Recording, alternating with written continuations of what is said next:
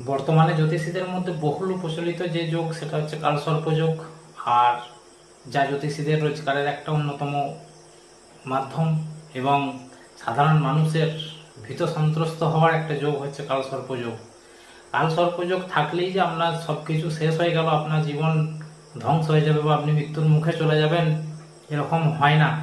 কালসর্প দোষে জীবনে বাধা আসে ঠিকই, বাস্তুর ওপর একটা প্রভাব পড়ে, কিন্তু কালসর্প দোষে যেমন আপনার জীবনে বাধা আসে, যে কোনো কাজের ক্ষেত্রে একটা প্রতিবন্ধকতা আসে, সেই রকমই আপনার মধ্যে ঘুরে দাঁড়ানোর টেন্ডেন্সিও থাকে।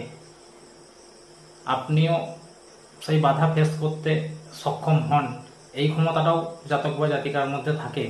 কাজেই কালসর্পদোষ থাকলে চিন্তার কিচ্ছু নেই। বহু স্বনামধন্য বড় বড় ব্যক্তিদের জন্মপত্রিকায় কালসর্পদোষ আছে, তো এটা নিয়ে চিন্তার কোনো কারণ নেই। কালসর্পদোষ আছে, জীবনে বাধা আসতে পারে, আপনিও সেই বাধা মোকাবিলা করতে সক্ষম।